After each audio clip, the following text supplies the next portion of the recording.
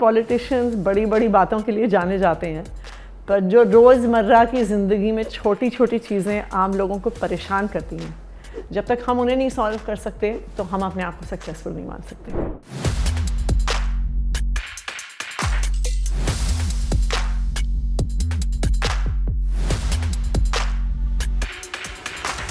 I don't believe that there is any reason why the people of Delhi will not vote for us. Yes, yes. At the same time, when there is financial security being propagated by the government, Delhi still ranks as one of the top states with highest crimes against women. At the end of the day, it is your policing system that can stop crimes against women. For you personally and politically, what does Ram Rajya stand for?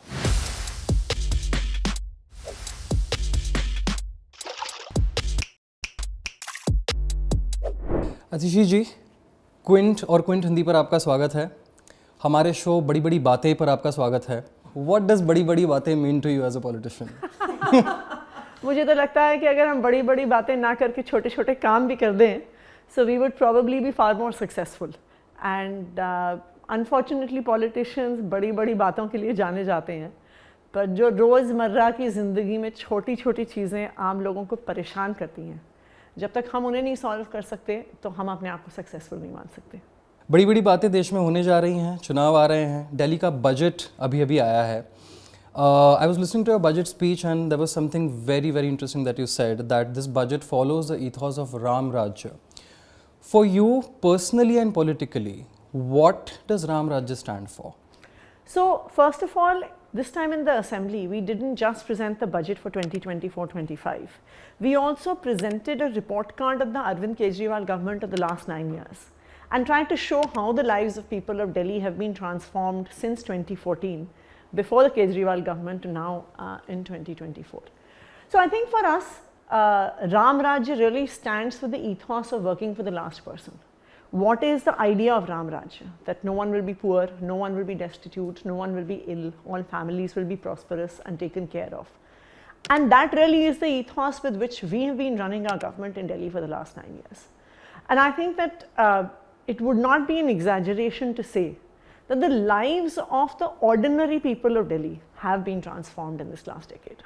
There was a very peculiar announcement that was made. महिलाओं के लिए मुख्यमंत्री महिला सम्मान योजना के तहत 1000 रुपये हर महिला को। आम आदमी पार्टी का क्या ध्येय है इस स्कीम के द्वारा?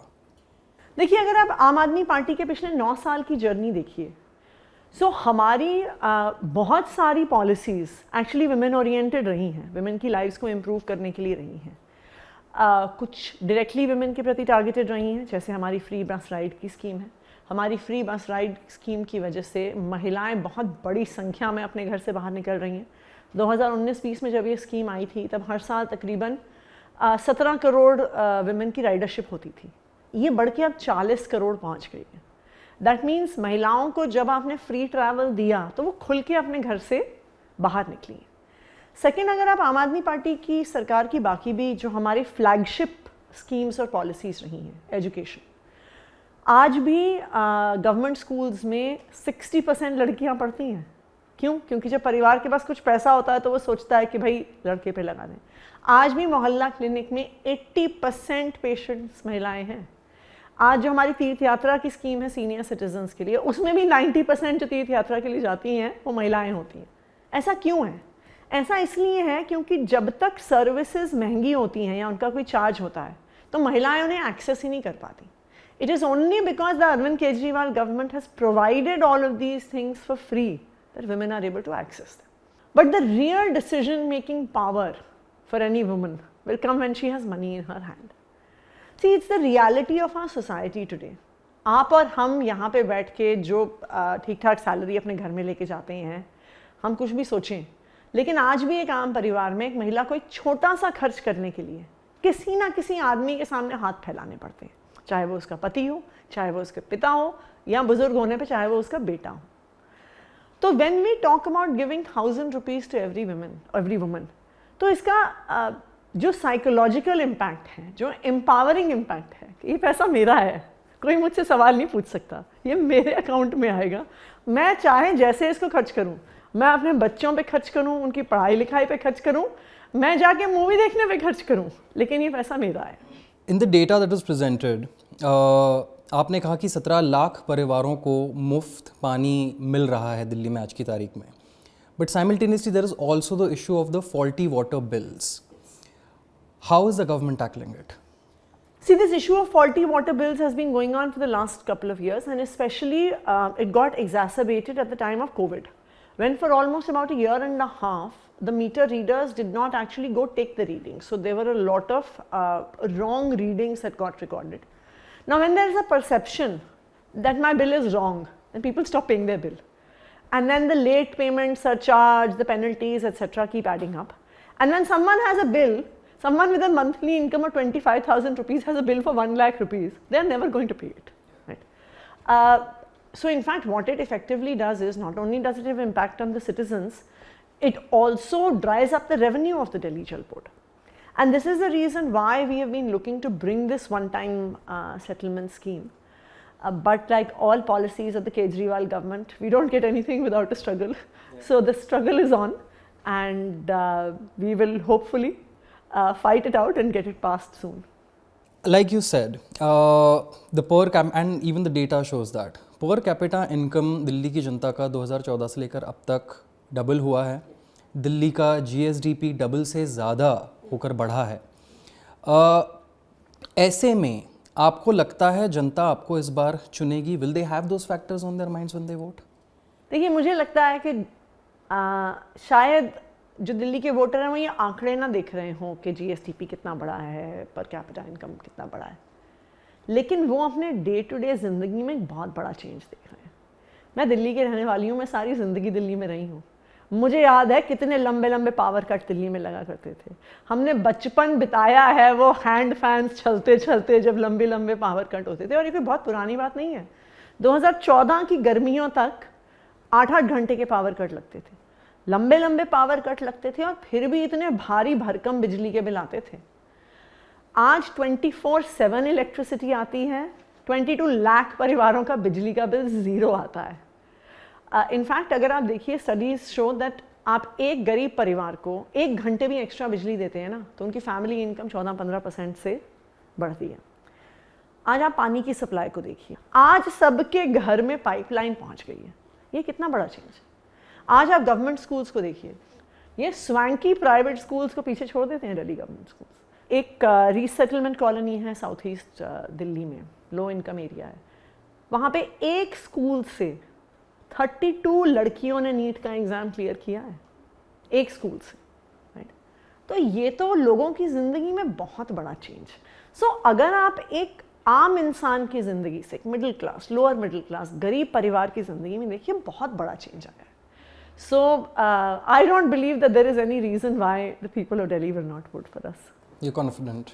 Yes, yes. As you said, आप दिल्ली में इतने वर्षों तक रही हैं. You are the only female cabinet minister in the Kejriwal government, and we are speaking on the eve of Women's Day. But at the same time, when there is financial security being propagated by the government, if you look at the NCRB data, Delhi still ranks as one of the top states with highest crimes against women. As a woman and somebody who has seen Delhi for so long, आपको लगता है और क्या करने की ज़रूरत है? देखिए, अनफॉर्चुनेटली दिल्ली में लॉ एंड ऑर्डर और पुलिस की व्यवस्था हमारे पास नहीं है.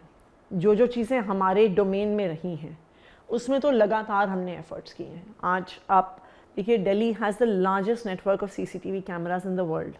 आज लंदन और न्यूयॉर्क को दिल्ली ने पीछे छोड़ दिया है. आप स्ट्रीट लाइट्स और डार्क स्पॉट से कितना बड़ा इशू होता था दिल्ली में. जो दिल्ली की मेन रोड्स हैं, PWD रोड्स हैं, उनमें पिछले 10 साल में 25,000 एक्स्ट्रा लाइटें लगी हैं. आज हर किलोमीटर पे 60+ लाइटें हैं. उसके अलावा एक और पॉइंट जिसमें हैरेसमेंट बहुत होता था महिलाओं का, वो होती थी DTC बसेस. एंड उसमें जो हमारी बस मार्शल्स की स्कीम थी, that I feel played a very important role in making buses more safe, more secure. Unfortunately उस स्कीम को भी इस जो हमारी LG साहब और दिल्ली की ब्यूरोक्रेसी के साथ टसल चलती रहती है, उसकी वजह से वो अभी स्टॉल्ड है. बट अभी उस स्कीम को भी रीस्टार्ट करने के लिए we are taking the matter to the high court. लेकिन क्या है, at the end of the day it is your policing system that can stop crimes against women. अगर किसी को पता हो कि भाई यहाँ से पुलिस की पीसीआर जाती ही जाती है हर 10 मिनट में, तो पीपल विल बी केयरफुल। अगर उनको पता हो कि हमने कोई क्राइम कर दिया, सो स्पीडीली एफआईआर फाइल होगा। आप पुलिस वाले को रिश्वत नहीं दे सकते हो, आप अपने एफआईआर की वो कम नहीं करवा सकते हो, टर्म्स एंड कंडीशंस, तो सबको डर लगेगा। जब तक स्पीडी जस्टिस नहीं होता, जब तक प्रॉपर पुलिस सर्वेलेंस नहीं होती है, जब तक हमारी पुलिस की पेट्रोलिंग नहीं होती है, तब तक हम क्राइम को नहीं कम कर सकते हैं। एंड मेरा तो एलजी साहब से आग्रह रहेगा, वो दिन रात दिल्ली सरकार के जो सारे काम हैं, जो सारे हमारे डोमेन में आते हैं, वहाँ पे तो कभी जल बोर्ड का काम देखने जाते हैं, कभी पीडब्ल्यूडी का काम देखने जाते हैं। मेरे तो उनसे आग्रह रहेगा, कभी पुलिस स्टेशन भी होके आइए, कभी पीसीआर वैन्स भी देख के आइए, कभी रात को दिल्ली की सड़कें महिलाओं के लिए कितनी अनसेफ हो जाती हैं, कभी वो तो देख कर आइए। हमारी कॉन्स्टिट्यूशन ने एलजी साहब को बहुत बड़ी बड़ी जिम्मेदारियां दी हैं। अगर वो बस ये एक काम कर लेना, दिल्ली की महिलाओं को सेव कर दें सही पुलिसिंग के माध्यम से, ये दिल्ली शहर उनको कभी नहीं भूलेगा। जब तक लोगों में ये फियर नहीं होता ना कि यहाँ पे पेट्रोलिंग हो रही है, क्राइम हुआ तो एफआईआर होगी, क्राइम हुआ तो अरेस्ट होंगे, अरेस्ट होने के बाद स्पीडी जस्टिस होगा, तो सब केयरफुल होंगे। How is it that there is, देखिए इंसान चाहे वो दिल्ली में रहता हो चाहे वो बॉम्बे में रहता हो, वो बहुत अलग नहीं है, लेकिन बॉम्बे में पुलिस व्यवस्था ज़्यादा स्ट्रांग है, इसलिए वहाँ पे महिलाओं के खिलाफ क्राइम्स कम होते हैं। ऐसा नहीं है कि दिल्ली में रहने वाले लोग लंदन में रहने वाले लोगों से बहुत अलग है, लेकिन वहाँ पे जो आपका पुलिसिंग सिस्टम है, आप न्यूयॉर्क में जाइए, आपको हर जगह एनवाईपीडी के लोग दिखते हैं। वहाँ पे कहीं पे भी छोटी सी बात हो जाए, पुलिस एकदम से इंटरवीन करती है। वहाँ पे किसी की हिम्मत नहीं है पब्लिक स्पेसेस में महिलाओं के साथ बदतमीजी करने की। देश की महिला राजनेताओं के लिए आपका क्या संदेश होगा आने वाले चुनाव के लिए?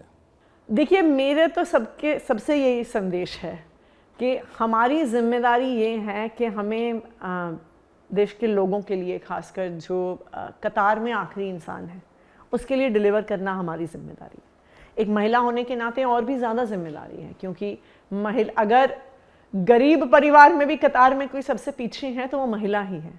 तो अगर आज हम इस पोजीशन में हैं कि हम चुन के आए हैं, हम किसी पॉलिटिकल पार्टी में हैं, इस देश में हमारी आवाज़ सुनी जाती है, तो हमारी जिम्मेदारी देश की महिलाओं के प्रति और भी ज़्यादा बढ़ जाती है।